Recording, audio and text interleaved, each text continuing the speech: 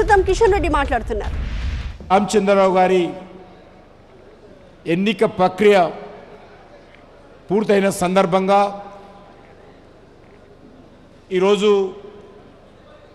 మన రాష్ట్ర ఎన్నికల అధికారిగా వచ్చినటువంటి కేంద్ర మంత్రివర్యులు శ్రీమతి శోభ గారు వారికి ఇప్పుడే మనందరి సమక్షంలో రాష్ట్ర అధ్యక్షుడు ఎన్నిక సంబంధించినటువంటి సర్టిఫికెట్ ఇవ్వడం జరిగింది. ఈ సందర్భంగా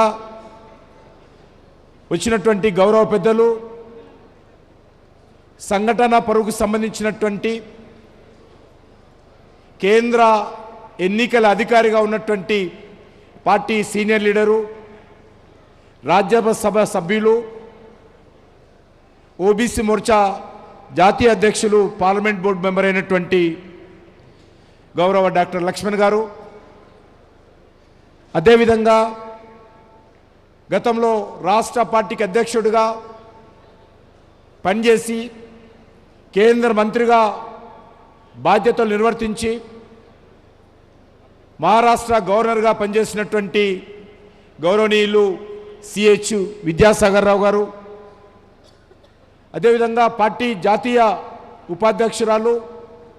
పాలమూరు పార్లమెంట్ సభ్యురాలు శ్రీ డికే అరుణ గారు, మన రాష్ట్ర అధ్యక్షులుగా పనిచేసి ప్రస్తుతము కేంద్ర మంత్రిగా కొనసాగుతున్నటువంటి కరీంనగర్ పార్లమెంట్ సభ్యులు గౌరవనీయులు బండి సంజయ్ కుమార్ గారు, అదేవిధంగా వేదిక మీద ఉన్నటువంటి జాతీయ కార్యవర్గ సభ్యులు సుధాకర్ రెడ్డి గారు, అదే కాకుండా మన ఏవిఎన్ రెడ్డి గారు శాసన మండలిలో బీజేపీ పక్ష నాయకులు, మన కర్ణాటక నుంచి వచ్చినటువంటి మన ఎన్నికల పర్యవేక్షకులుగా పనిచేసి గత శాసనసభ పార్లమెంట్ ఎన్నికల్లో మనకు వెన్నంటి ఉన్నటువంటి అభయ్ పటేల్ గారు, ఈ రాష్ట్ర ఎన్నికలు